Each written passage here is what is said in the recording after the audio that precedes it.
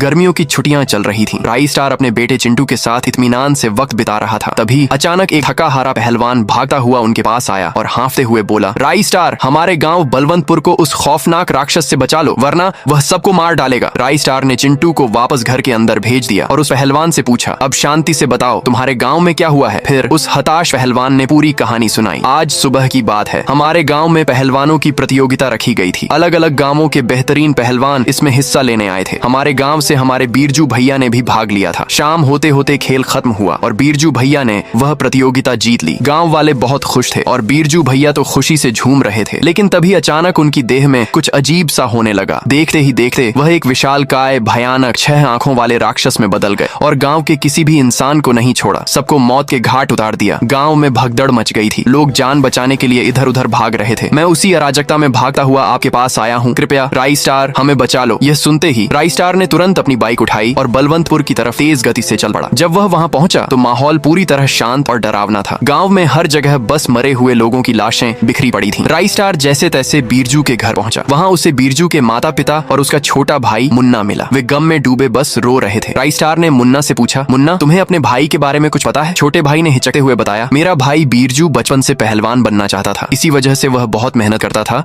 लेकिन बीरजू भैया कद में बहुत छोटे थे। लोग उनका मजाक उड़ाते थे। लेकिन एक दिन उन्हें एक साधु बाबा के बारे में पता चला। उसी शाम वह उस बाबा भयंकर के पास गए और अपनी सारी तकलीफ सुनाई। बाबा भयंकर ने उन्हें एक शक्तिशाली दवाई दी और कहा, इस दवाई को 2 से ज्यादा बार मत पीना, वरना बहुत बुरा होगा। बीरजू भैया ने उसी रात वह दवा पी ली और उसी वक्त उनका कद बढ़ गया, जिससे वह बहुत खुश हुए। लेकिन उस दिन प्रतियोगिता में जब उन्होंने दूसरे पहलवानों को देखा तो उन्हें लगा कि वह हार जाएंगे। घबराहट में आकर उन्होंने उस दवाई को 4 से 5 बार पी लिया, जिससे वह उस भयानक राक्षस में बदल गए और गाँव में तबाही मचाने लगे। ये कहानी सुनते ही राई स्टार ने मुन्ना से पूछा, क्या तुम मुझे उस बाबा के पास ले जा सकते हो? बीरजू का भाई मुन्ना बोला, बिल्कुल ले जा सकता हूँ। फिर वे दोनों बाइक पर बैठकर बाबा भयंकर के आश्रम पहुंचे। जब वे वहां पहुंचे तो बाबा भयंकर जमीन पर बेहोश पड़े थे। राई स्टार ने उन्हें उठाया और पूछा। तब पता चला कि राक्षस बनने के बाद बीरजू यहाँ भी आया था। राई स्टार ने बाबा से पूछा, क्या इसे ठीक करने का कोई उपाय नहीं है? बाबा ने कमजोर आवाज में कहा, हाँ, इसका एक प्रतिरोधक एंटीडोट है, मगर उसके लिए मुझे वही दवाई चाहिए जिससे बीरजू ऐसा हुआ है। बीरजू का भाई मुन्ना बोला, वह दवाई तो मेरे घर पर पड़ी है। राई स्टार ने बिना एक पल गंवाए बाइक उठाई और बीरजू के घर की ओर तेजी से चला गया। घर पहुंचते ही कुछ देर ढूंढने के बाद उसे वह दवाई मिल गई। वह दवाई लेकर वापस जा ही रहा था कि तभी बीरजू उसके सामने आ खड़ा हुआ। अब वे दोनों आमने सामने थे। राई स्टार ने बीरजू के भाई मुन्ना को कुछ निर्देश दिए और उसे वहां से सुरक्षित भगा दिया और फिर खुद उसने वह दवाई पी ली। दवाई पीते ही राई स्टार भी एक राक्षस में बदल गया और अब वे दोनों राक्षस आमने सामने थे।